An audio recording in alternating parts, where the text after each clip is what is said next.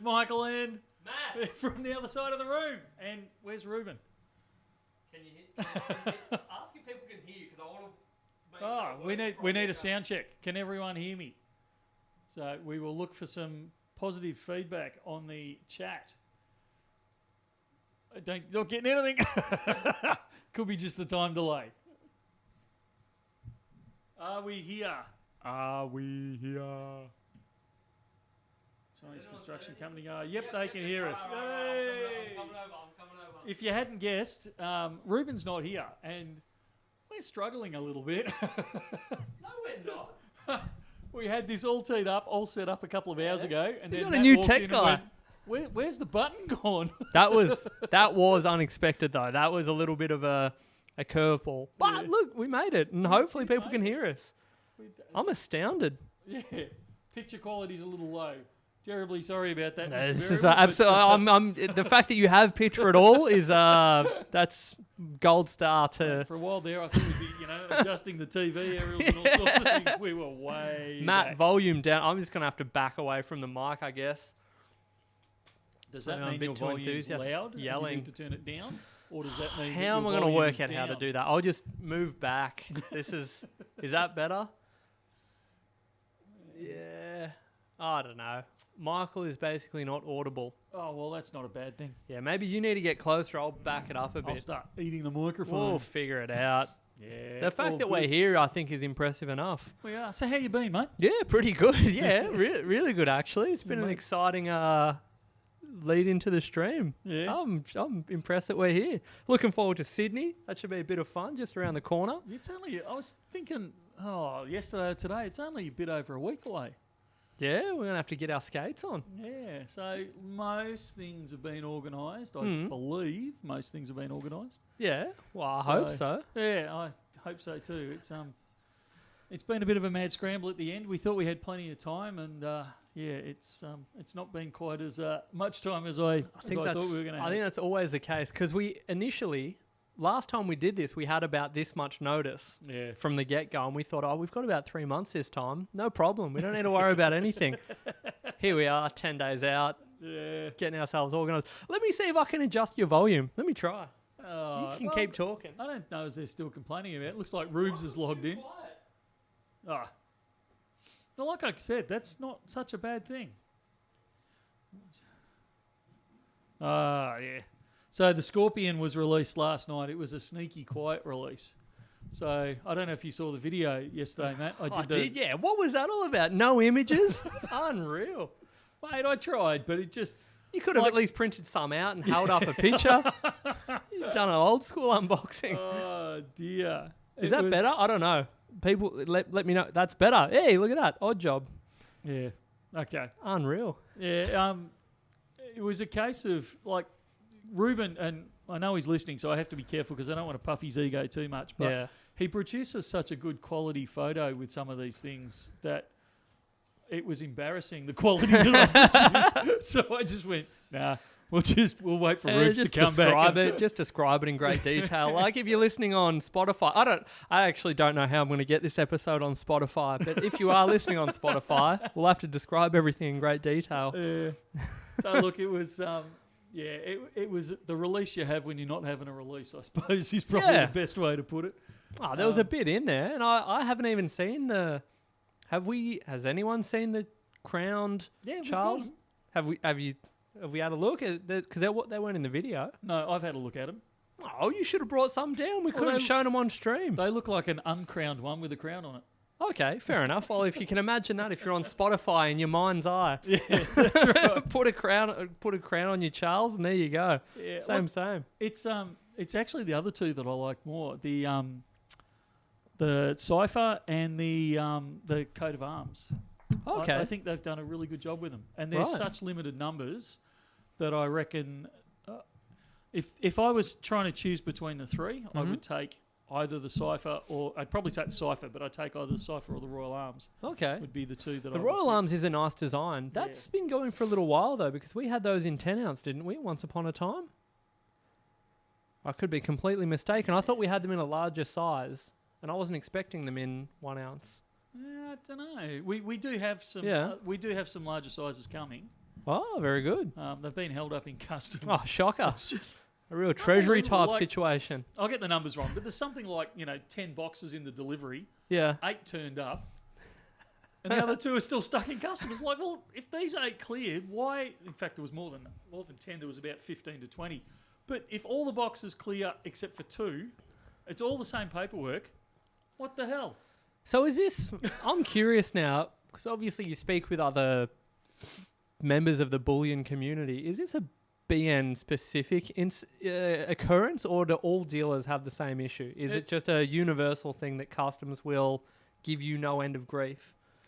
I was talking to a couple of people in the fishing supplies industry, so tackle and rods and all that sort of stuff, and they have exactly the same problems as what I was complaining about. It was quite an interesting discussion. I can see how for tackle maybe, because you've got effectively sharp objects, right? Is that? Come on. I'm just trying to imagine, from the perspective of a very diligent customs official. Yeah, but there's no legality against it. They're a legal product. There's no, everything's GSTable, so they don't even have that complication on it. Yeah, I get it's far less of a grey area. Yeah, like it's a pretty simple import. You would think. You would think, but yeah, it's a funny one. Well, Mark thinks the Queen looks much nicer. What would you take if, out of the Queen in terms of aesthetic? Do you prefer the Queen obverse or the Charles with the crown? I prefer the Queen. Yeah, fair enough. That's probably because I don't like change. I'm a bit more of a traditionalist. So yeah, and I know there's a lot of controversy about whether we should be a republic, whether we should still have a royalty and all that sort of stuff. I actually had quite a lot of respect for Queen Lizzie. She was pretty in her own way. I mean, she was tied by a lot of things, by her position and that, but she was a more stand-up type of person than a lot of other people are in the public eye. Yeah. For the impression that I got, and let's not go down the royal rabbit hole, but she certainly didn't give me the impression that she just sort of rested on her laurels and just sort of, enjoyed her position. Position of and power. Yeah, exactly. Yeah, she was pretty gung-ho with her own education and, interesting lady. I know she wasn't queen during World War II, and I know I'm really pushing the calendar back here, but, she worked as a mechanic in World War II. Yeah. On trucks. She got out there and she did things. Wow. And even through to, it was interesting, we're having a discussion about Diana's funeral in the shop today, coincidentally, but even in that, where she actually got out and mixed it with the public in the funeral, that was unheard of in that era. Wow. So just for her to actually step out of the traditional line and actually, join in the public mourning, I thought was, even at the time, I thought that was pretty good. Yeah. Oh, good stuff. Oh, well, geez, I was going to say maybe we should do a poll. Hey, how are you going to run that one? Which portrait would you prefer? If we get to a critical point where I really need a poll, I'll dash over to the what's the command center, and I'll organise one. But it's got to be an absolute belter to get me up out of this chair again. So, good stuff. All good. Alrighty, we should start answering some questions and things like that. What have we got? We should also preface this stream by, what's the word?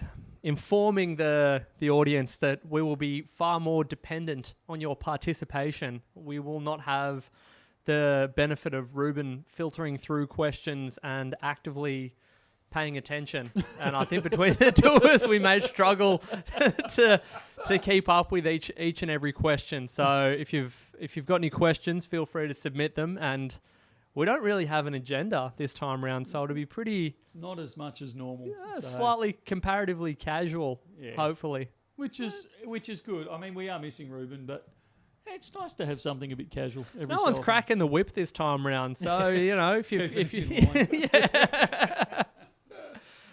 Today's special. Gee whiz, didn't we do a special last week? We did, and there's an easy answer to that one. We're struggling with the technicalities that it is. I'm not going to throw in a special as well and cause absolute chaos, so there won't be a special today. And Stephen Bayer, there is no news on the kookaburras. That's a very easy question to answer at this stage. They're keeping us in the dark about it.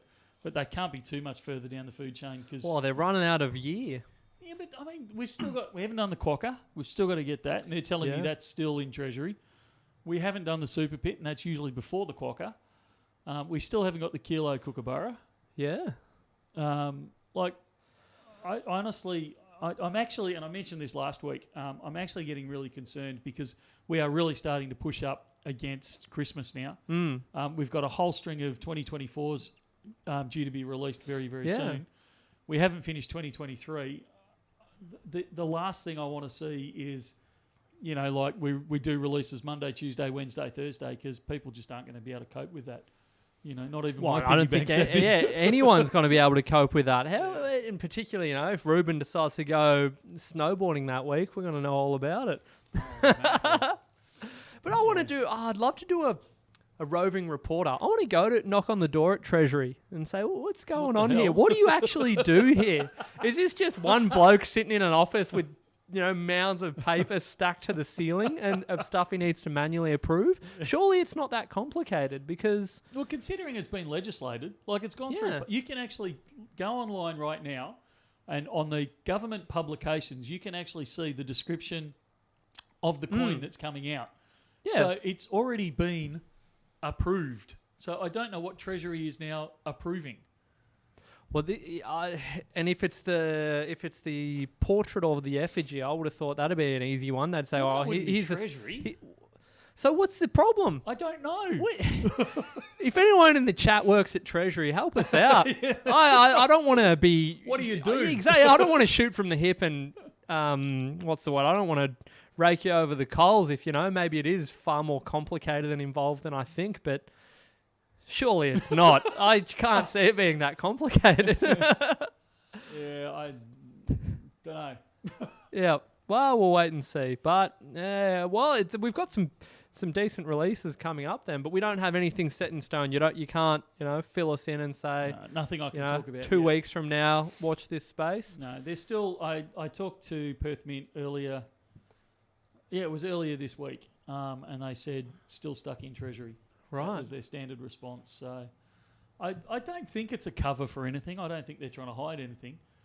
But it does seem odd to, like I said just a moment ago, I can't see what we're waiting for Treasury for. It's already been approved. It's already ticked by the federal government. You just got to make it. Yeah.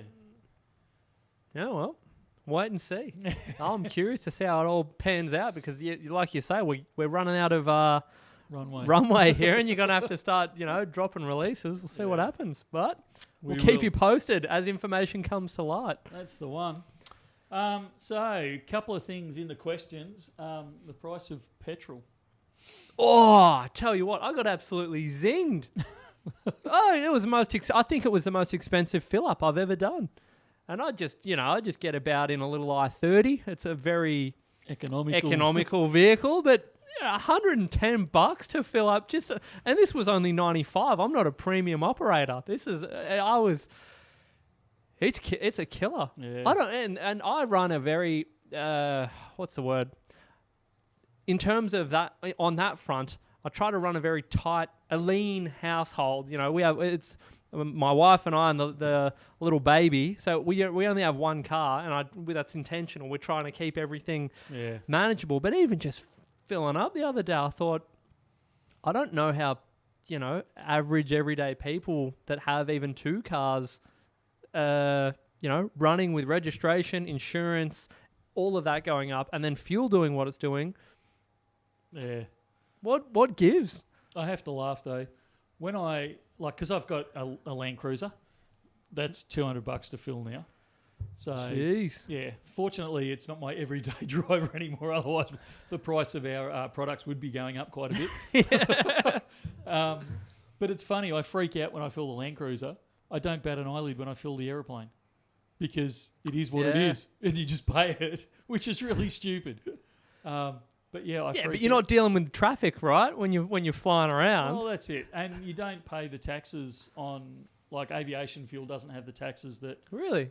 It's still dearer than car fuel, but it doesn't have the taxes on it that car fuel has. So It's different. So I didn't know that. I thought it was just the same fuel. I thought fuel was just, fuel is fuel. It depends on if I'm running avgas, which is actually a lead-based. Well, it's not lead anymore. They use an additive, but it's still considered to be a lead-based fuel.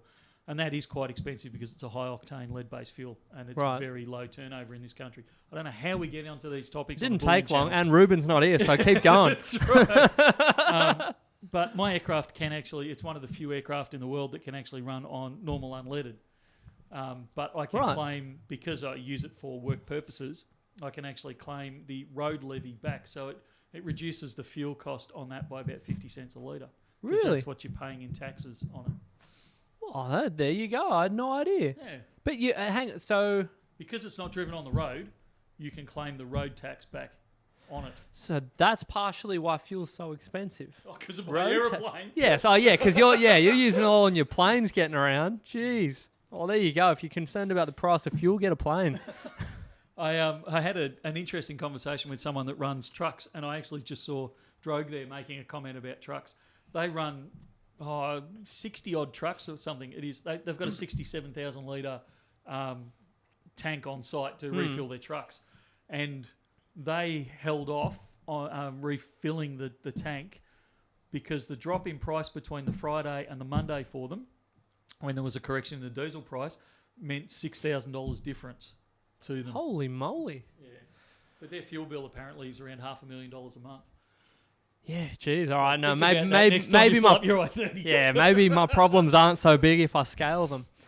Jeez. Oh, it's a crazy time though. So yeah, what's the deal?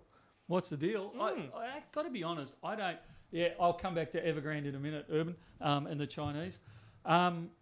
I don't honestly know what the deal is with fuel because the price of oil on a barrel is only 80 something bucks a barrel, which is not. It's still up there, but we were well over $100 a barrel not that long ago. Yeah. The Australian dollar, while weakening, is not particularly weak.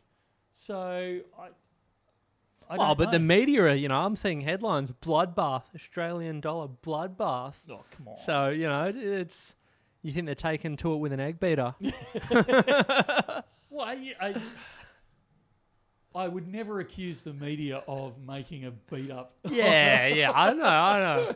An exaggeration on it. Ever so slightly. But, I mean, we talk about inflation in Australia. Argentina's running at 115% inflation at the moment. Gee whiz. So put that in perspective. Yeah, wow. They have just revalued their local currency to the US dollar, and it's changed their inflation rate from about 100 to about 115%. Gee whiz. So it's getting right up there.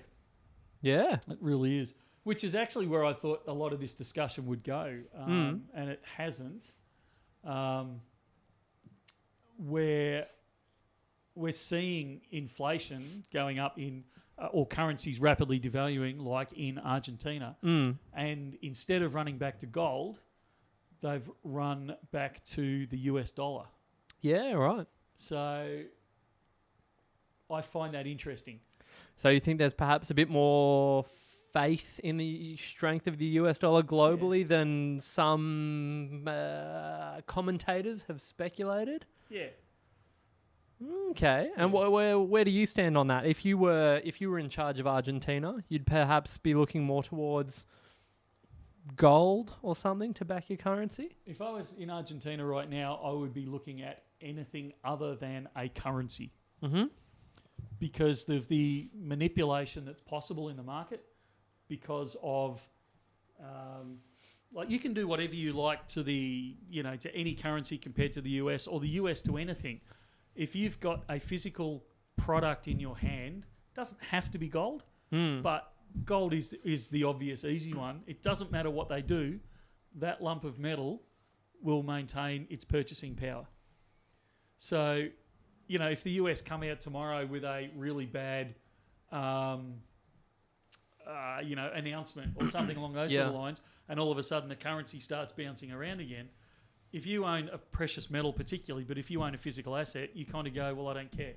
Yeah. But if you've just rolled everything from your local peso into USD. Well, now I've got to freak out again because, there's also all sorts of ructions in there. So I understand why they've done it. It's very, very easy. The US dollar is very easy to get hold of. People understand it, particularly in places like Argentina. They're in South America, so the USD is there. Even if it's not readily available, they'll recognise it. Whereas gold is that one stage harder. So I understand why they've used the USD. But I have to say, if I was sitting there, I would not be hanging on to any paper currency at all. I'd be looking for something physical to put it in straight away. Yeah, fair enough. And then you have the news coming out of China. So have you kept up with any of that? Not to the fullest extent. What's the latest? So, they've lost another major property developer over there. Oh, really? So we talk about, builders going broke in Australia, and it's I made it sound like a minor thing. It's not. It's actually a major thing. Yeah. But when you lose, Evergrande's gone down the tubes, but it's been basically sliding its way down the tubes for the last 2 years. And then you've got another one whose name completely escapes me. No, I can't remember, but it's a major one as well, and that's just on its way out the door as well. So they're worried about the bad apples basically affecting. At the moment, they've kept it contained into property. They're worried about it now affecting the wider Chinese economy. Country Garden, that's the one. Thank you. Odd job. So if it does start infecting the wider currency, and I can't think of a reason why it wouldn't, then Australia can be in serious trouble.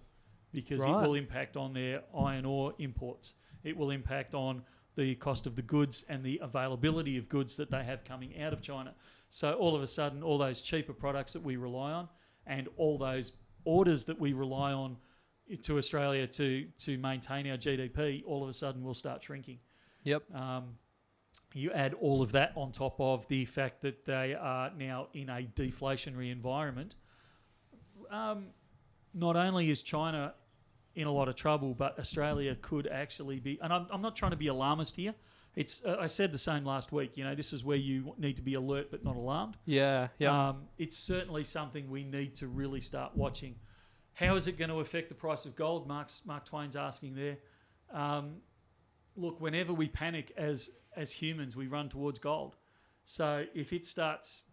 If we start panicking, it will drive the price of demand of gold up, which will drive the price up. If it goes slowly, we will see more and more people want to wash out of property in China and around the world. You'll see people trying to get out of the yuan, so the local currency over there, and they will try and bring their money into other things. The first thing that they will run to will be the US dollar, which will cause a strengthening in the US dollar, a weakening in the Australian dollar, which will drive the price up in Australian dollar terms. So you've got all these things, the indications are that the things like, and it's not just gold, but things like gold will be driven up. But we don't have any guarantees yet. You're still looking at people, trying to work out which way's up. Even the Chinese at this stage, if they do know more about it, they're certainly not telling us. But even they seem to be a little uncertain as to how the next 6, probably 12 months are going to play out. So I certainly not. I'm not about to give anyone financial advice. We say that constantly. This isn't financial advice, but I have to say, me personally, right now, I'm not holding cash, even in the company itself. Yep. If I have an option, I will bleed the cash straight into physical product, usually gold, but I will bleed it straight into physical gold or silver or platinum. I'm doing that personally.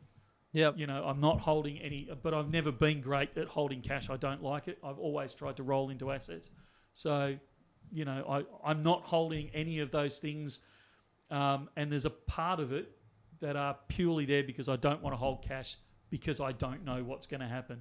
It's not that I think it's going to the moon. It's more as an insurance policy at this stage until we see what's going on.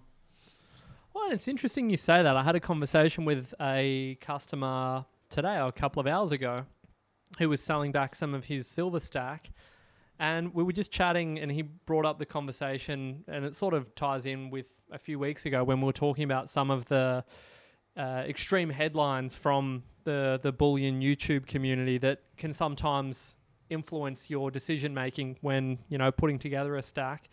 And he said that that's what got him involved, and to a similar extent myself back in the day when I first started getting involved in bullion. But he said something that I really enjoy about this is the peace of mind and the ability to sleep at night. Yeah. He said it's just something, and even as he was selling back a portion of his stack, he said, I've had some bills come up and I didn't stress. I just scooped up a couple of ounces. I'm here now. I can liquidate it, get the currency out of it that I need, and go about my day. And it just gives me such a degree of peace of mind that isn't, it's not headline material, but we just agreed that it's something that just gives you, it's like an intangible comfort level that it's kind of like hard. A warm, fluffy blanket. Exactly, and it's hard to describe to someone. And I can see how often you end up using extreme examples to drive home the point that you want to make. But it was nice to have a conversation with a fellow stacker that just had a real genuine appreciation for what precious metals can do for you on a personal level, without necessarily taking into account the bigger picture, just on a day-to-day basis, some of the tangible benefits. I think that's really, really refreshing to see. So yeah, it's really good in that sense. One of the things I love about precious metals, because we have, as you can imagine, we get a lot of people through the store, and a lot of people, they're either saying it will go, or it will do this, or it will do that, or they're asking, will it do this, will it do that? And to a large degree, I have my opinion, Matt has his opinions, you have your opinions, and they don't always agree, they're not always the same. But what I love about precious metal is it doesn't matter. If I'm right and it goes to $1 million an ounce, I've got it. If I'm wrong and it doesn't do anything, I've still got it. I've still got it protected, and I've still got that sleep at night factor that I don't care if it runs and I don't care if it doesn't run. I'm okay. And I love that about precious metals. Yeah. That's my worst case scenario, is that it stays the same and I'm all good and it's all great. Pretty much. And I think that actually took me probably a good couple of years, if I'm honest, of almost every single day checking Kitco and just refreshing the prices and say, oh, I'm up, oh, I'm down. And my emotions were directly tethered to whether or not spot was up or down. But it did take a couple of years before I realized that I had that sleep at night factor. Some of my friends that I'd discuss, financial situations with that were really concerned, I realized that I just didn't have that underlying sense of stress, because I said, well, I've sort of put in place what I consider a financial insurance policy for any of the scenarios that could potentially play out that we're talking about. And as a result, I feel it's just a really nice sense that I have for both myself personally and as a father to a small family. I think, it's I couldn't put a price tag on that comfort level. So, works wonders. I've spoken about this on camera before, but I've woken up one morning where an investment has completely evaporated. 50 grand lost like that. Yeah. I've woken up one morning and agreed I was a teenager. It was actually my parents, but and I've spoken about this before, but the bank shut the doors and said, your money is no more. Yeah. And it's gone. I know that with the precious metals that I own, that doesn't happen. It can't happen. Yeah. I still own that lump of gold. It's still buried under the carrots in the back paddock. Yeah. It's still there. It's safe. Yeah. So I control it. It's all good. And David has just commented there, will government confiscate gold? Even if they attempted to, I still control it. It's my choice whether I give it up or not. Yeah. And to still use it. So I still have that sleep at night factor. I don't care to a large degree. I've covered myself. Crypto is super stressful. Absolutely. I don't know how people do crypto trading. Absolutely. Up and down 5,000% in 10 minutes. Like, how on earth do you do that? Mate, you think I've got grey hair now? I just don't know how you do it. Changing topic slightly, an easy one. Aussie Super Goose. Any possibility of stocking American Silver Eagles anytime soon? Yes, we have a couple of thousand of them coming in very, very soon. The premiums have yes, finally you mentioned this dropped. last week. Yeah. So and this is the 2023s that we're getting. Yeah, the one Which I we said have- we'd never get. which we were never going to get because it was just not practical. And you said people ask for it, and then we get it, and then they see the price, and then all of a sudden, We did bring in one box, like a monster box of 500, and people went, "How much?" I've been warning you. but it's leveled out, so it's it's back at a reasonable level now, which is interesting because I distinctly recall one of these live streams when you said premiums are one of those things that when supply is tight they increase, but they very rarely come back down. Yeah. But here we are. The Americans took the Eagle to the extreme. Yeah. Like when it was costing me in excess of $60 to land them here. Yeah. That's Australian dollars for our US right. viewers. And that was for me to land them here. That was not, us covering, our wages and power and all that sort of stuff that you've got to do with all these things. We were looking at even to kind of break even and make a very small profit. We were looking at charging $65 to $70 an ounce for an eagle. Geez. And lots of people would say, "Oh, that's all right. I'd buy one." And I think, well, that's great, but Yeah, I've got 2,000 of them. Whereas now they've come down. But there is a rumour going around, and I've got no evidence of this yet, but there's a rumour going around that premium on the Eagle has turned again, and they're on their way back up again. Oh, jeez. But even this time round, the premium has come back, but it's nowhere near back to where it was, 2019, 2020 sort of time before the virus drove premiums through the roof on it. They're still, and I don't believe they will come back that low, but they're still, nowhere near back as low as they were. And do you think part of that, do you think, and this is going back to one of those news headlines that we discussed, when someone bought, 500,000 eagles, a single order, do you think things like that have a meaningful impact on the premiums? Given that it has a bit of, it ends up in the media and therefore there is potential flow on demand? Or is it a bit like, I read somewhere the whole idea of the Hunt brothers, that whole cornering thing. of the market, That I don't know what your take was on it, but I read an article that stated that, at most they would have moved it 20 cents or something like that. It wasn't actually how it was portrayed as, they really, really squeezed it up by, $10, $20, $30 or whatever it was. Well, it was, a perfect storm of sorts. Absolutely, it was a perfect storm. You've also got to look at the hype. So when you were saying, the 500,000 eagles and all that sort of stuff, in and of itself, in an isolated purchase, it probably wouldn't make much difference to premium. It depends on if it was I have to have it right now, which means, all of us dealers are phoning around each other saying, have you got some, so that give us all you got. That causes that short-term spike. But if it's just a look, I've got an order for 500,000. I understand it's going to take a few months to fill. Yeah. Then it really wouldn't have. It probably wouldn't really cause much of a ripple in the matrix. But because of that order that was placed, because the media got hold of it, because when they interviewed, they said, "Oh, this is probably just the first of several purchases." Yeah. Because it was attached to a name, a well-known name. I think it was the Walton family that owned Walmart. I did hear that, yeah. Although I might be wrong on that one. But yeah, it was attached to, it was all this sort of stuff. It was like, now we've, put fuel on the fire and now it's really going. And that really drove the premium straight up because it caused that panic scenario. If it could have been done quietly, I don't think it would have had half the impact that it actually had. I don't know. Does that answer your question? Yeah, it does. Yeah, it's a good one. You go back to the Hunt brothers, and I'm simplifying quite a complex scenario, but effectively it was the same thing.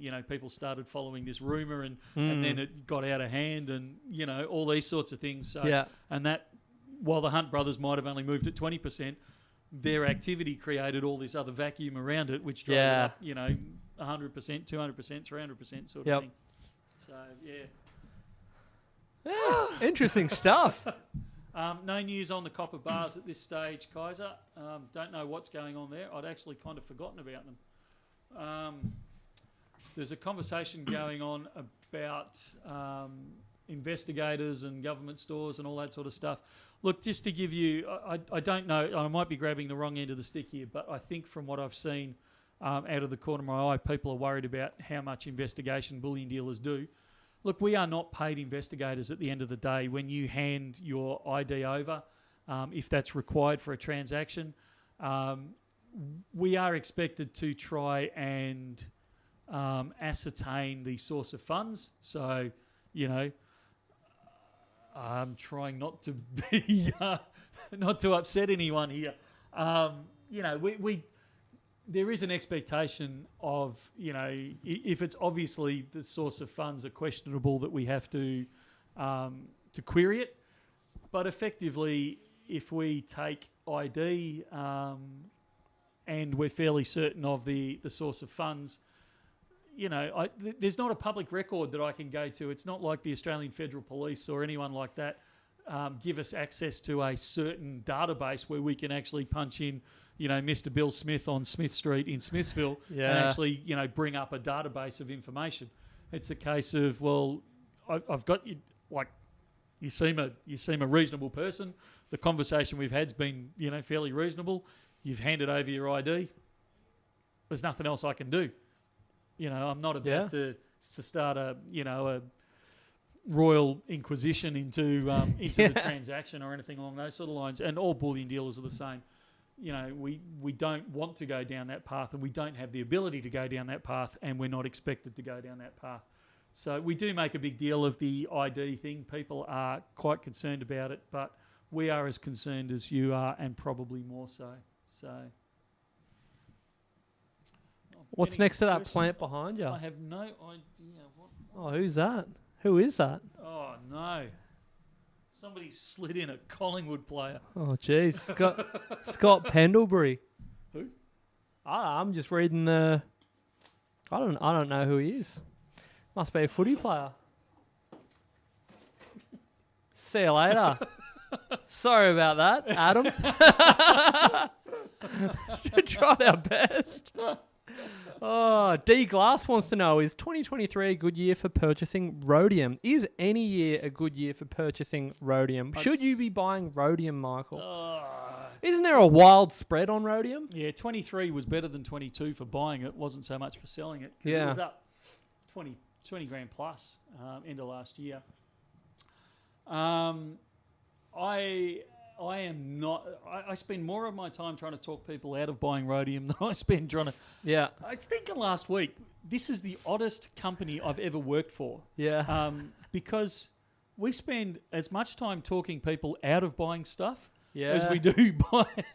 You know, they're like, to say we're high pressure sales is the complete opposite of what BN stands for. Yeah. It's not unusual to walk into the shop and hear one of the guys saying, well, are you really sure about this? I'm not 100% convinced that this is actually what you're looking for, sort of thing. So it's interesting. So is rhodium a good thing to buy? I would argue, particularly in Australia, rhodium is not a good thing to buy, and that's for several reasons. Matt's right. The spread on rhodium is humongous. So right at the moment, as everyone knows, as a rule, we pay spot. We don't for rhodium, and I'll be straight out on that one. But let's assume that you are able to buy and sell it at its spot price. So spot purchases are always based on the ask price. Sales are always based on the bid price if you're selling back to a dealer. And even right at this second, in Australian dollars, if you could buy it at spot, which you can't, but let's assume you could buy it at spot and sell it back to a dealer at spot, you're going to pay $7,111 for it right now. Right. So you pay that to BN, you walk out the door, you get to the elevator, and you go, actually, I've changed my mind. I want to sell it back.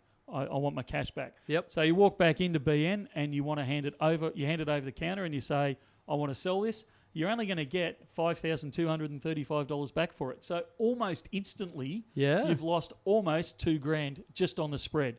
And that's before the fact that BN turns around and says, look, we're really sorry, but we don't pay spot on rhodium. Jeez. Because we are one of the few dealers in Australia that actually deals with rhodium. Not many of us will. It's really niche. And most rhodium, like even if we buy it back, if we hand it over, if I need to sell it back to a refinery, I actually have to sell it over to the States. There is a very small market in Europe, but it's very small. Chances are it's going to go back to the States. And best case scenario, they're going to pay me somewhere about 70% of spot. Jeez, brutal. That's best case scenario. Quite often it's less than that. Why is that?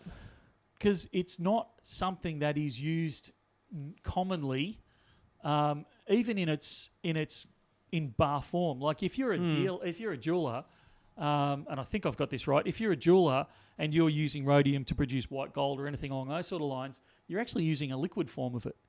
So they don't take it and melt it down. So there's very little market for it, even on an industrial basis.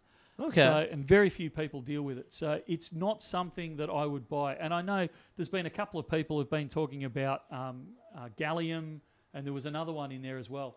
And any of those sorts of things, anything past platinum, I would start to get nervous about, because it is such a niche market. You're going to pay top dollar. If you want it in physical form, you're going to pay top dollar to get hold of it, because, the less people that deal in it, or the less people that supply it, the more they can control the market and charge top dollar for it. The flip side is when you want to sell it back, you've got very few people that want to buy it off you. And so if there's not much competition in the market, they're not going to pay you top dollar. And I think I think you're right. I'm not looking at our FAQs. It'll tell you on there. But I think we offer 50% of spot on buyback on rhodium. Oh, really? So it's that much. So, and we're quite open about it. It's not like I try and sell it to you, and then when you sell it back to me, I go, "Oh, sorry, forgot to tell you, we only pay 50%." We don't do that. We're very upfront about it. Yeah. But yeah, even just looking at that, if you could get spot for it, which you can't when you sell it back, and I'm being straight out honest with you here, even if you can get it, you've got to get that. What did I say? $7,000. You're looking at $2,000 loss. So the price has to go up 30% just for you to break even. Yeah. Wow. Over 30% just for you to break even, and that's before we actually mention the fact that in Australia we have to charge GST on it. Yeah. So there's another 10% that it's got to go up just for you to break even. Yep. And that's before I tell you that BN's only going to buy it back at 50% of spot. So now it's got to double plus some just for you to break even. So maybe one to have a good, hard, long think about before you make any sort of commitments. Unless you're really keen, in Australia, it's different overseas because you've got a bigger market in the US. But in Australia, if you really wanted to trade rhodium, I would be starting to look at the paper market. One of the rare times where I suggest you go into that end of the market. Palladium is another one I question in Australia, though it's certainly not as bad as rhodium. Palladium, it has a wider spread than platinum or gold or silver. Less people deal with it, and it incurs GST. I would suggest that you would, somebody's cut and pasted. Odd Job looks like he's cut and pasted. We pay 50% of spot price, so bid price inclusive of GST, for up to a combined weight of 5 ounces per person per day. Yep. I'm surprised that we accept 5 ounces a day, to be honest. Yeah, that'd be a big day. Yeah, that's right. So even palladium, if you want exposure to the palladium market, again, it's another one I'd steer you towards the paper market, or what I would prefer. What I would prefer for me, this is not financial advice, is that you actually look at the platinum market, because you will get similar movements out of palladium and platinum, because they are fairly interchangeable between each other. And when you say the paper market, what are you referring to? CFDs, options, futures, contracts, those sorts of things. So for those viewing at home or listening on Spotify, that's as opposed to coming into a store like Bullion Now and getting the physical bar or coin in your hot little hand. Very good. It's a really great question for, and this will be a shameless plug, it's a really great question for Sydney. Hang on. Matt's been let loose on the buttons on Reuben's table, so he's getting all excited. I don't believe it does. Yeah. So this is the shameless plug. So we're going to Sydney on the 28th of August. We'll be there for the 28th, 29th and 30th. And on that Monday night, the 28th, is a free to everyone else. It's cost me thousands, but it's free to everyone else. Function on. And we've actually got 5 speakers there. 5? 4? I think it's 5 altogether, isn't it? Really? You got another one? I think it's 5. Am I having a chat? No. Okay, it's reel you. them off. It's you, Hedley Widdop from Lion Selection Group, Jamie Hanna from Van Eck, and Lynette Zhang from ITM Trading. All right, I can't count. So there's 4 of them. 4 of us. 4 as far as I'm aware. I don't know if a 5th has been added. Or not that I'm aware of. Things changed, So yeah. we will actually have 4 people representing different sectors of the bullion industry. So obviously myself and Lynette, to a large degree, will be saying, go physical, go physical. But we've also got, I can never remember which way round it goes, but one of them's looking at ETFs. That'll be Jamie Hanna. I believe. And one of them's looking at the miners. So that's not underage people. That's looking at people who dig stuff out of the ground. So you've got all 3 kind of spectrums there, and all of us will be open to questions there. And that's the sort of question. That's the sort of time where I'd say, well, look, is there an ETF? And I actually don't know the answer to this one. But is there an ETF that I can get into that, or a miner even, that looks at rhodium if I want exposure to that? Because now I'm looking at not having to be quite so concerned about the spread. I'm not quite so concerned about manufacturing costs. I'm not quite so concerned about GST. And it's a lot easier to unload it when I want to sell it at the end of the day. I'm not so attached to the fact that I think there's only 2 dealers. There might be 3 now, but I think there's only 2 dealers in Australia that deal in rhodium. Wow, okay. So it's a very, very, very small market. Oh, very interesting. And for those, there's a couple of comments there. Yeah, I don't know. I'll probably have sunglasses on the whole time and a wig and a hat. And I think there's going to be some interesting content from this trip. Reuben and I have already... Oh, I should also clarify, in this headline, what do you call it? Title. In the title of this video, someone asked if Reuben still works here. It actually sort of does. What's the title of it? Oh, mine is Reuben. Does Reuben ever work here? Really? Oh, gee whiz. Well, I sort of just jazzed that up 4 seconds before we attempted to go live. I didn't think about any sort of implications, but Reuben will be back on Monday, I believe. Better be. Yeah, we're hoping so. There'll be a contract out on it. So no cause for concern, and we do have some plans to bring you as close to the action as humanly possible in Sydney. So, but if you can be there, yeah, we don't have the technology or the skill level to actually put the link up. But if you go to... yeah, hang on, I'll do it. Watch this. Hang on. I'll jazz over to... So hang on. If he pushes a button and we drop out, thanks for joining us. But we'll try and put the link up. If you can make it to Sydney, I cannot tell you how much you will get out of the Monday night. And even down to the people in the audience, because I was talking to one of our suppliers today, one of the refineries, and they're coming along. So they will be there. So you'll be able to ask refining questions. It's going to be absolutely worth going just for the 2 hours of the conference itself on that Monday night. But also we're going to do the BN thing afterwards. So the whole BN family will get together, or a large chunk of it that's in Sydney, and we'll keep the party going on for the evening as well, for the rest of the evening. So it'll be lots of fun, lots of education, lots of good things. If you go to Google and type in the Australian Gold Conference 2023, I guarantee... I thought I knew what I was doing. I thought I knew what I was doing. I got way too excited. Yeah. I'm hoping... Jason's asking if there's any specials on the night. I'm actually hoping there will be. I haven't nailed that down yet, but there will be some giveaways on the night. Oh, really? Yep. Okay. And in fact, if you have registered for your ticket... actually, we should put the appeal out this week. No, we won't do it yet. But there will be, I'm 99% sure, they haven't shown up yet, so I'm just waiting for them to actually physically get here.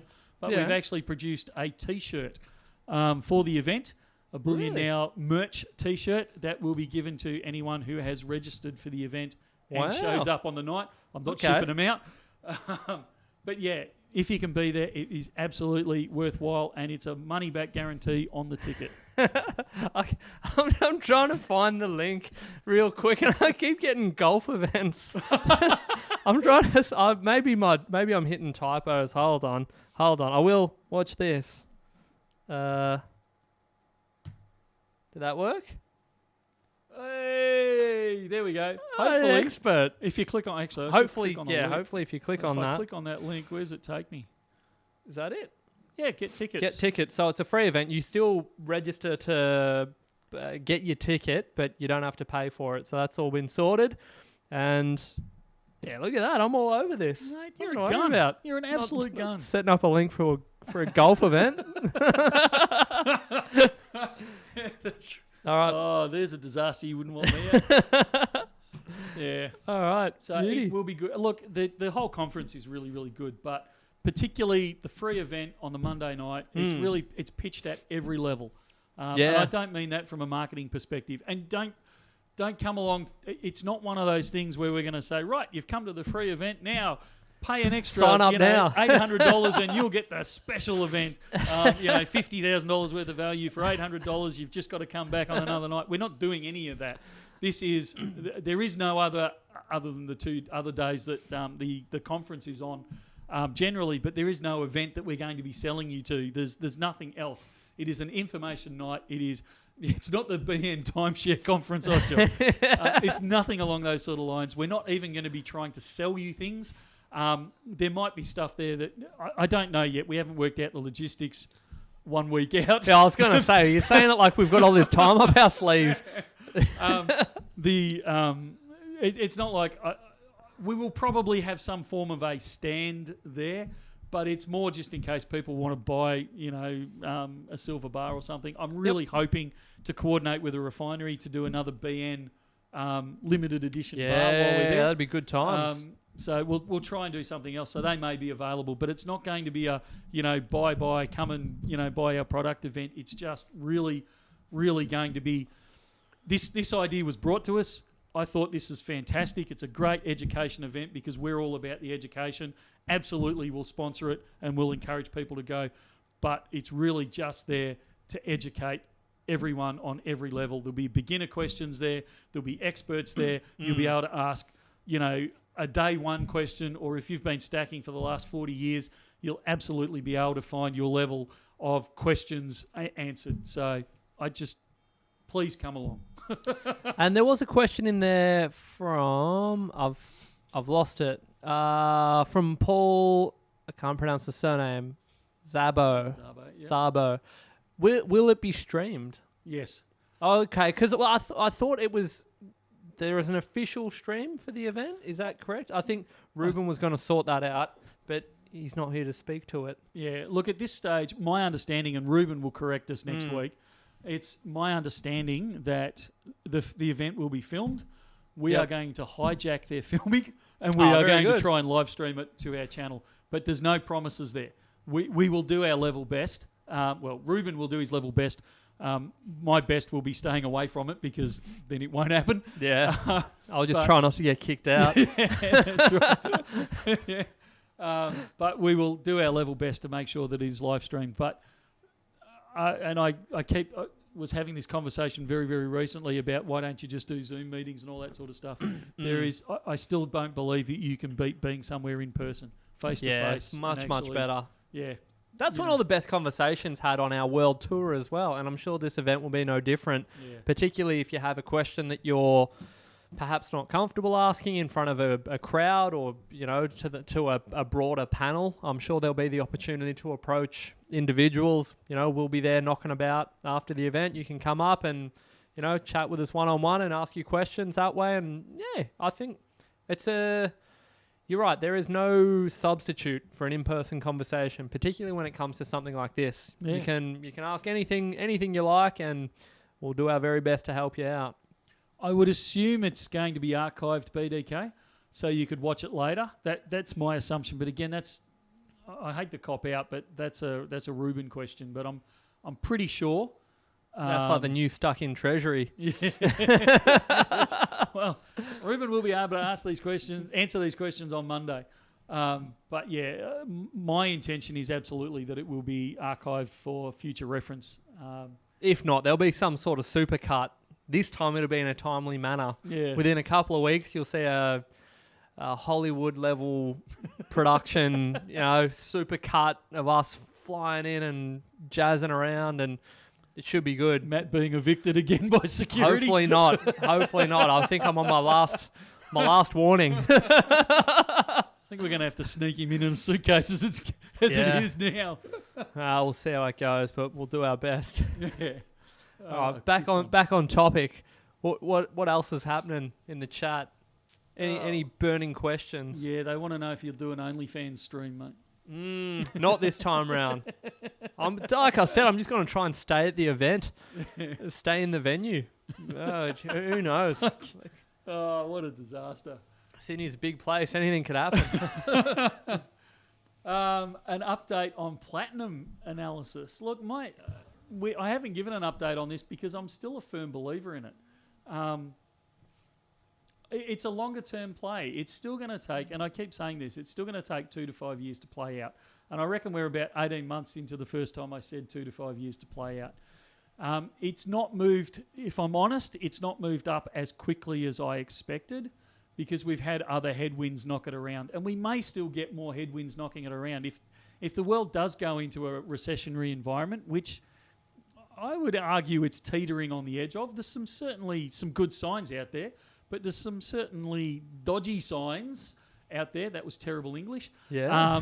There's certainly some dodgy signs out there that, we may get pushed into a worldwide recession or even depression. I don't know is the short answer on that. Until platinum, though, unlike gold, which is majority investment-based demand, unlike silver, which is kind of 30% investment demand, 70% industrial demand, platinum is almost exclusively industrial demand driven on the price side. So until industry can get itself going, you're not going to see any major movements in the price of platinum. But once industry gets going, because it's very hard to increase the supply of platinum overnight, once that demand gets going, whether it be purely industrial-based or technology-based, you are going to see, in my belief, and this is not financial advice, you are going to see a decent upward step in the price of platinum. So I am a firm believer in it. I could be wrong. It would not be the first time. Just ask my wife. But it would. It's certainly, I think, putting the odds in your favour. And again, it comes back to that classic statement of what's my best case scenario? Double, triple in price. What's my worst case scenario? I don't believe it's going to go down much from here. I don't believe it could go down much from here because the demand for it is not going to decrease from here. It's at its minimum kind of level. Demand for it, barring a sudden discovery that it causes mass cancer or something like that, and even then I don't believe it'd have a huge impact on it. The demand from here could only stay where it is or increase. The supply from here absolutely can decrease fairly quickly because your main sources of it are Southern Africa, which is a basket case on the best day, or Russia, which no one's allowed to touch these days. So it's the supply side that concerns me far more than for increasing in price. The supply side is far more at risk than the demand side. So that's my 2 cents worth. Not financial advice, and I could be completely wrong. Do your own research on this one. Which is, an important overarching subheading. And if Reuben were here, he'd put that as a little message down the bottom. Do your own research. Such a valuable tool. Here's a question for you, Michael. Just in general. So often when I encourage people to do their own research, the first port of call is often YouTube as a general rule of thumb. But what avenues do you personally use for doing research? You're a fairly knowledgeable chap. Where would you encourage someone who's looking to delve a little deeper than just say the vast archives of YouTube, where else would you look to do precious metal research? I think YouTube's a great place to start. I really do. What I think you should do, though, is avoid the dramatic headlines. Yeah. Gold to 15,000 in the next 10 minutes. You know, these types of things you really need to stay away from, because they're obviously pushing something, or they have a very heavy bias. So I'd definitely be very cautious about that type of thing. But YouTube has a wealth of information there. I also, and I'm going to get shot down for this one, I also really like mainstream media. Not so much for its content, but for hints at where to look at. So it will start saying, you know, oh, this is great because of this idea. And so then you pull that and say, okay, well, if that's a good area to start looking, you know, China demand is going to, you know, triple. Okay, well, let's have a look at Chinese demand. And now we hit Google and we start saying Chinese demand for, you know, for platinum. And then you will start getting some hard data. Don't take the first few. Actually go a page, 2 pages. And I know no one ever goes to the second page of Google, but go to the second and third page of Google and start looking for some of these boring documents. And particularly if they give you an initial summary, this is what we're going to talk about and this is why, you can actually get some quite good information just from there that can lead you into other areas. Also, I love reading miners' reports. Yeah. So platinum miners, because they will start saying, you know, demand is good here. And to a degree, they can always give good PR, but miners particularly are held to account by, in Australia, by ASIC, the ASX, you know, those sorts of government organisations. So there's only so much they can say before they're going to get smacked. So there's quite a lot of good information in there. So those types of things are the places where I start. You've always got to keep a suspicious eye on what you're reading. Everyone has a bias. We have a bias. Yeah, absolutely. You know, I'm a bullion dealer. I am trying. At the end of the day, we're not a charity here.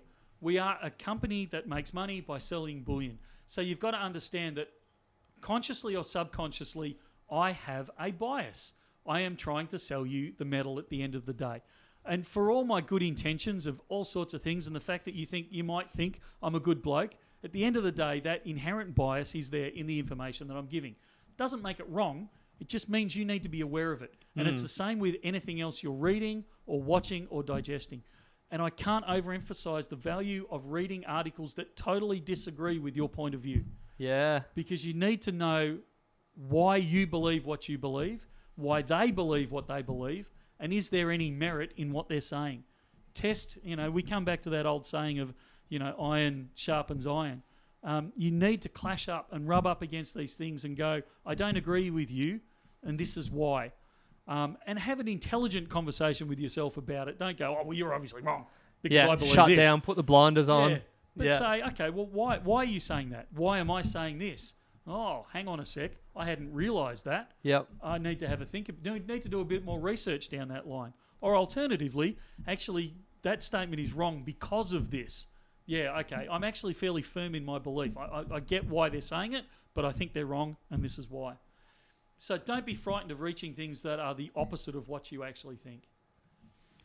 And I think that's a good point you raised with going to places like the second page of Google. I think I should, if I had have known that these were the kind of things we'd be discussing, I would have made the title for this video something about the benefit of the boring side of bullion. You know, those less flashy, less exciting elements that make it far more enjoyable and rewarding on a deeper level. Because I think you're absolutely right.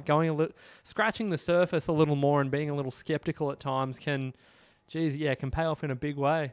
Yeah, we've spoken many times of customers that come in and I've got to buy it right now and I've got to throw hundreds of thousands of dollars at it because it's going up 9 o'clock tomorrow morning, and you think, oh man, what if it doesn't? And we see. I had one in today. Like a couple of months later, the big burn, had to spend all this money, and I talked to them about it and tried to bring in some calmness into the discussion. Yeah. And no, it's got to be done. And sure enough, a couple of months later, it's it's not done what I expected, and it's I'm never going to touch bullion again. And I think, Really? Yeah, I think that's one and something, it knocks around in my head every time I say it, because I've said it more than once now. And like you said earlier about, not being a hard sales environment, one of the things that I've caught myself saying so many times, and I chuckle when I say it, is you don't have to spend all of it right now. That's right. So someone might come in and whatever the amount happens to be, maybe it's $1,000 and they'll say, I've got $1,000.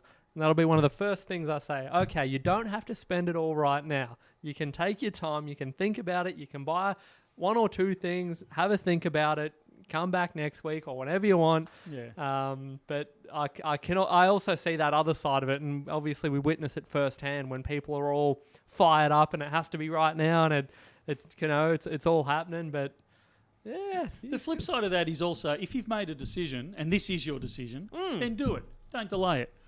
Well, absolutely. Same deal. We always say it was just one guy's opinion. Yeah. If you ask us for it, generally we're happy to give it. We're not going to give financial advice, but people have said to me, "What would you do if you were in this situation with this amount of cash?" And I'll gladly tell you what I would do. But again, I'll possibly, most likely, in a different set of circumstances to you. So.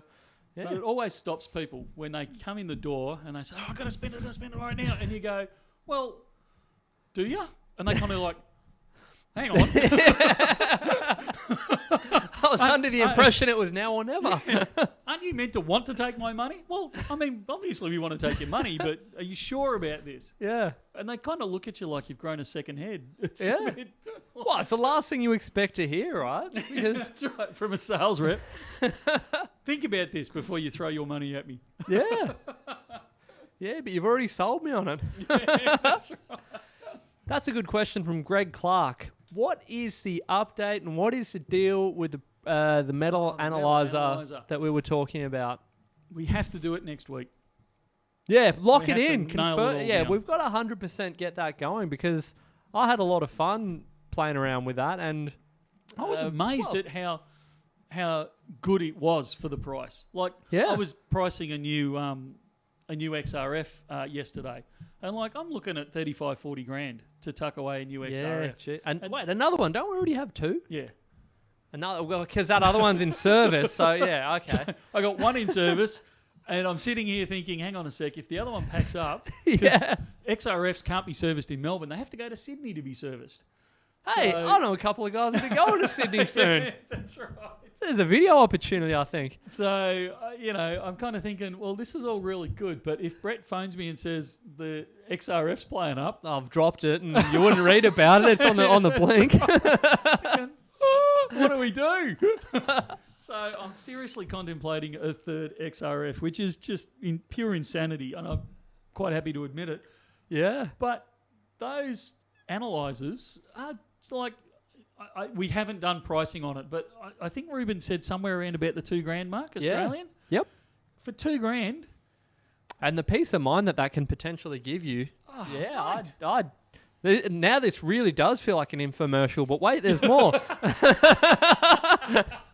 But yeah, I was very impressed with it. And, from the first unboxing, seeing a menu pop up in German, I thought, oh no, yeah, here we go. What have we bought here? This is going to be a nightmare. It's actually really intuitive and easy to use. Yeah. So next week, you've committed to it? Yeah, look, we have to do it. I'd never, just to clarify, because I know there's a couple of questions there or a couple of comments about here. I'd never used one in the shop. I'd never used one in the shop as a standalone. I don't believe. We proved, I think, on live stream last week that we could actually confuse it. I think it was possibly a degree of user error was at play. We didn't really, set up. But I guess that's the thing, right? And that's why I said because Reuben, as you've probably worked out, likes to plan and prepare. And I had said, no, we're going to freestyle. We're going to do it live.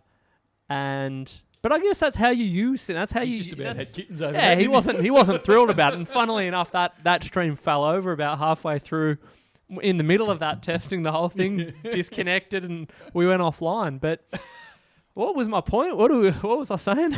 We were talking about user error. User error. Yeah, that's it. I guess that's how I would use something. I guess that was a live example of, you know, if I just unboxed this and started using it, that's what it would look like. You're not the type to read manuals, are you? Not at all. Far from it. I honestly, and I'll confess, I worked out, I'm not so handy with other languages, and I worked out how to get it onto English just by trial and error.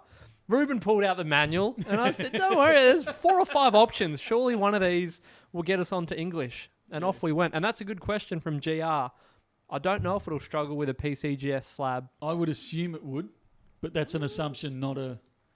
We have it here, don't we? Do we have it here? Yeah, we don't have the cameras set up, though. We're working on one camera. Oh, we'll try and do the PCGS. I didn't realise Reuben was here. You know, all these, we can't do it. We could do it. Next week we'll do it. Next week, GR, watch this space. I'll get out one of the... You've got a couple of PCGS slab silver coins. Yeah. We'll have a crack and see what it makes of it. But I wouldn't be too concerned if it was in if a coin was in a PCGS slab to begin with.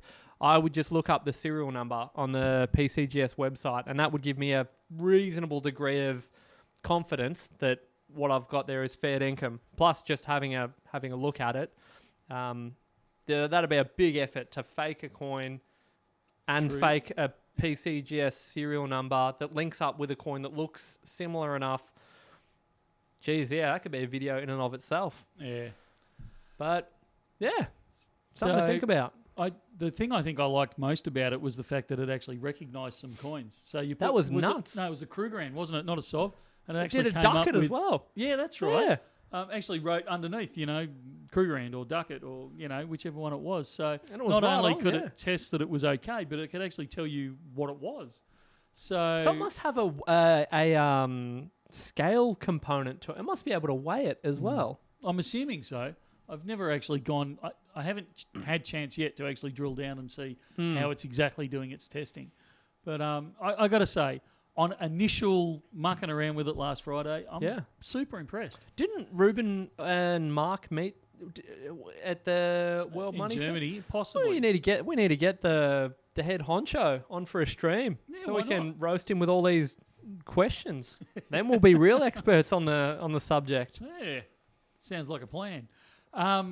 Brian's asked in there, will you have the XRF in Sydney at the conference? No, purely because XRFs are not easy to travel with on airlines. And the second thing is you have to actually be licensed in each state. It's not an Australia-wide license to operate one. So I have a license for Victoria and Queensland. I actually don't have one for New South Wales. So I'd have to apply for a license. There. Yeah, you don't want to get kicked out of Crown again because you're operating an XRF unlicensed. Who's checking that? Whose jurisdiction is that? Is that, you know, would the local police come and check your XRF license? Who's responsible to administer that? I actually can't tell you off the top of my head. Maybe this is a conversation better had offline. That's right. And someone comment. There's been a number of comments that we keep dodging the question of a Sydney store. So it's beautiful weather today. I don't think there's any plan currently for a Sydney store, is there?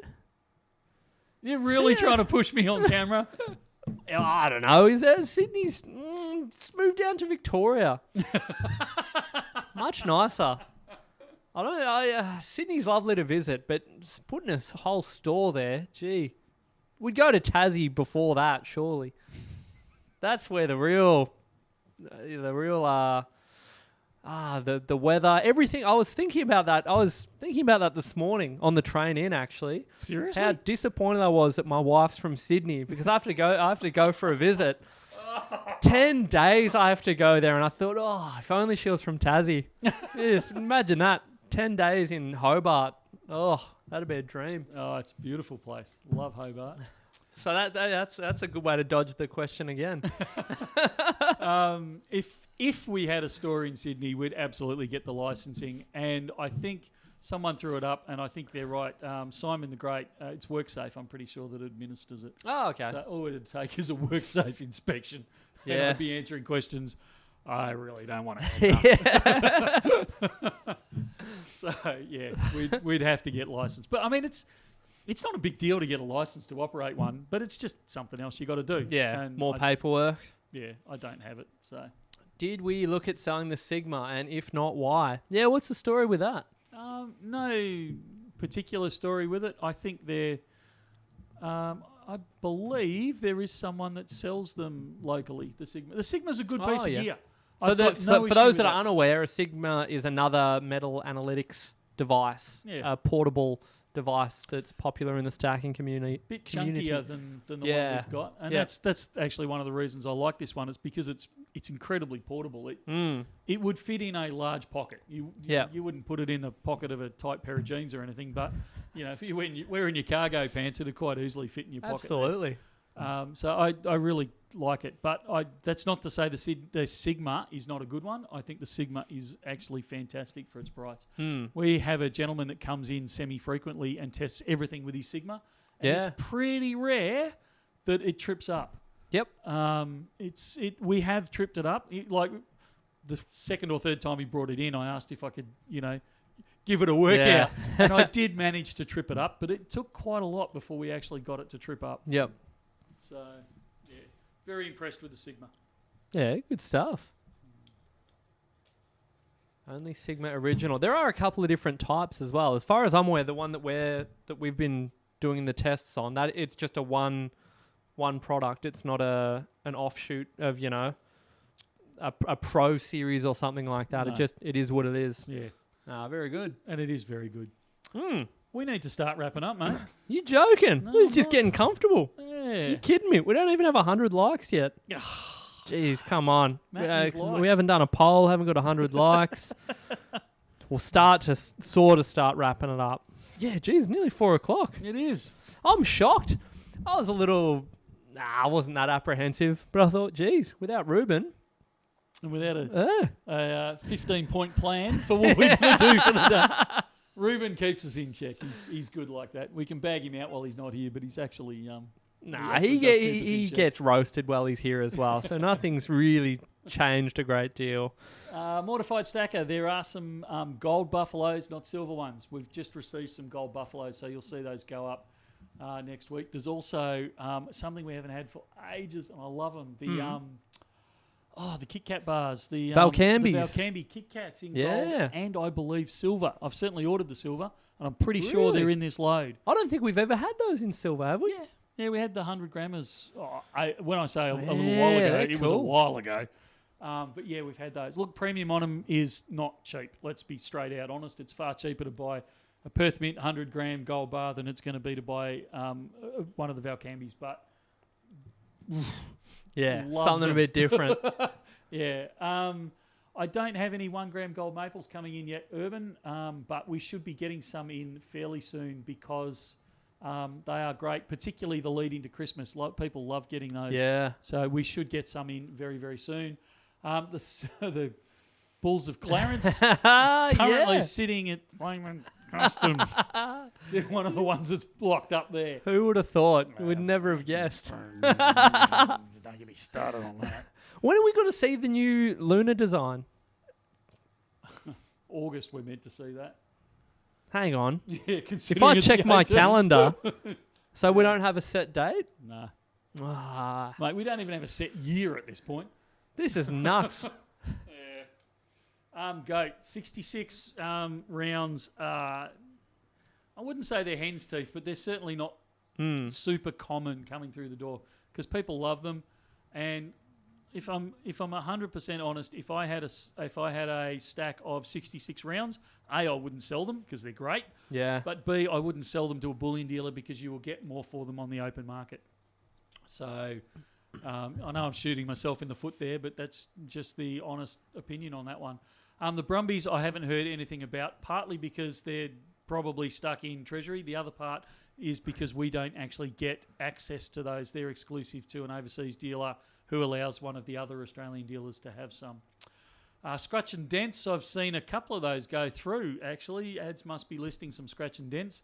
And yeah, you get all sorts of coins in that one. And to be honest, I look at some of them going. You need to get your loop out. What the heck? Why is that a scratch and dent for crying out loud? I know what I paid for that. So, no, there is no chance of a Bullion Now round with Michael on it, particularly with a selectively placed lettuce leaf. It is not happening. I just don't understand why anyone would voluntarily put themselves on a coin. Oh, it'd be good fun. I think that...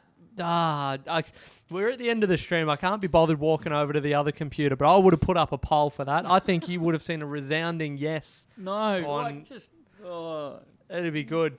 Hey, I'm good just for a a simple laugh. bush pig. Seriously.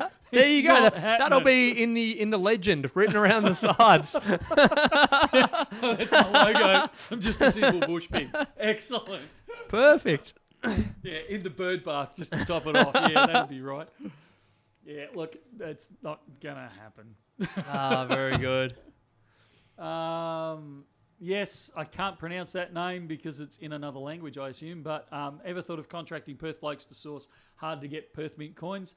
I have. I've had some initial conversations with different people.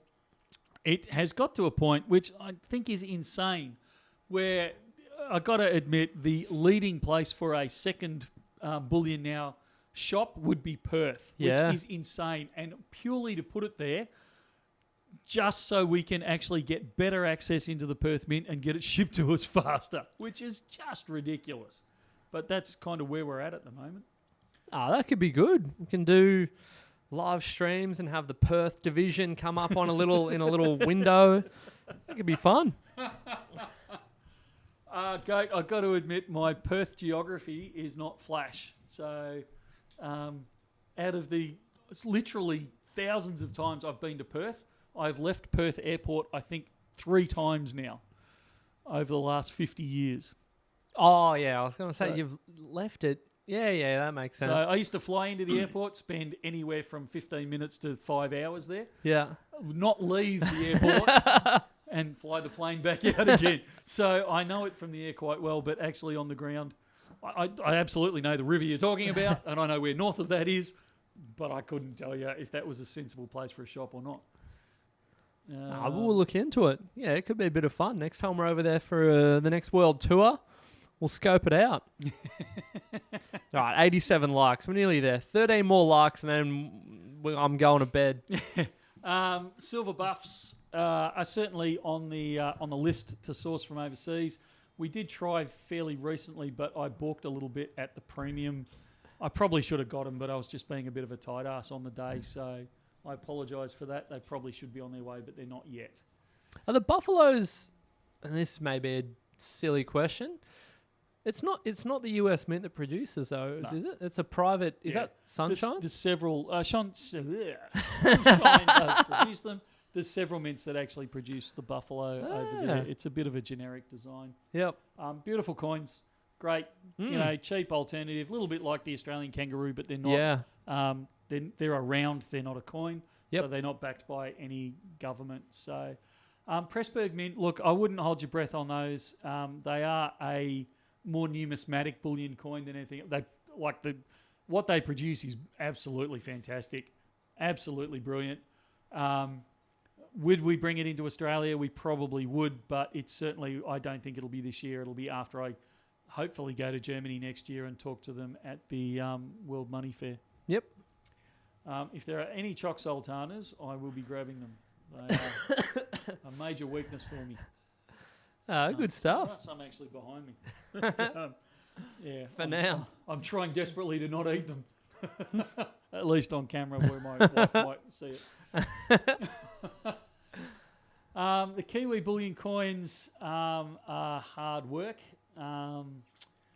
Why is that? They're not that far away. No, they've stopped producing them because I don't believe, and I might stand corrected on this, the New Zealand Mint is not like the Perth Mint or the Royal Australian Mint. They're not government owned. It's actually a private owned entity.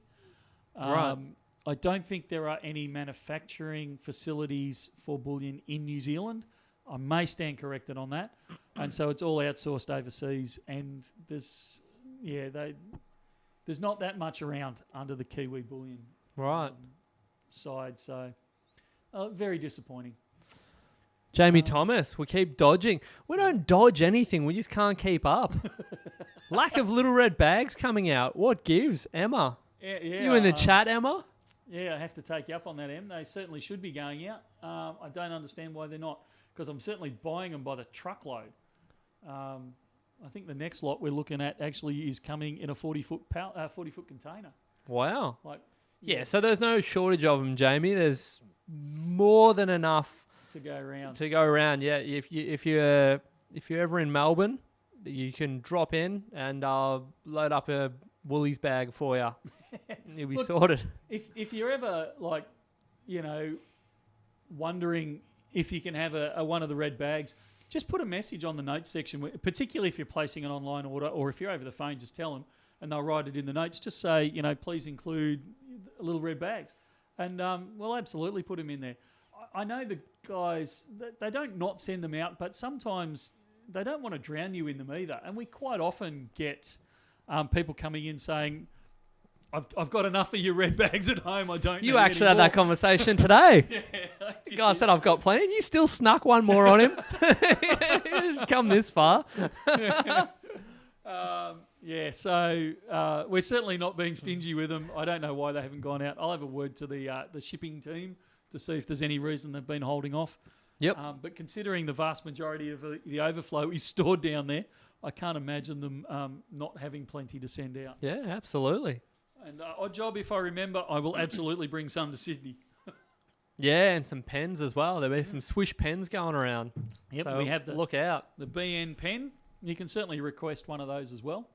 There will be a BN T-shirt, as I said, but that will only be available up at the conference if you've A, registered, and B, you show up. I'm not shipping them out this time. There, now we're talking. Yeah, we've learned from previous experience. BN stickers in Sydney. I think that's a great idea. We should take a mitt full of those. Yep. And there's actually, I'm not going to talk about it, but there's actually something else coming out as a giveaway. You already started. Yeah, go on. That I haven't had it confirmed that it's going to be here on time. So if it's not turned up on time, we'll use it for something else. But there's maybe a delayed 1,000th video celebration. So yeah. I'm glad you like it, Stephen. He's commenting that he loves his BN pen. Believe it or not, I know they're free pens, but they actually cost us quite a bit because I find nothing worse than one of those cheap pens that you get that, you use it 3 times and it drops dead, or you're lucky if you get 3 uses out of it. I think it's bad advertising and it just frustrates me and means I won't go back to that company. So one of the things how do we get on? How do you get so invested and fired up over a pen? Because if it's going to have the pen runs out of ink, you say, "Oh, well, that's it." No, but not dealing with them ever again. Eventually, but you've had, I've had some shockers. Yeah. Flaming terrible, and I think it's a bad.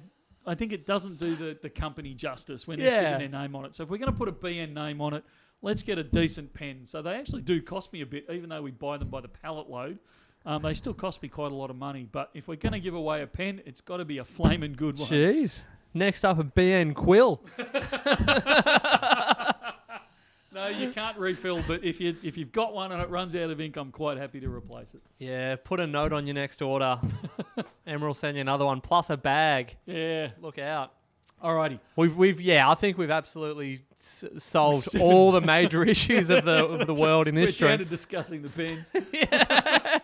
All right, we need to actually wrap this up. So, how many kegs did you say you'll have in Sydney? Sydney could be huge. Yeah, we might have to turn cameras off up there.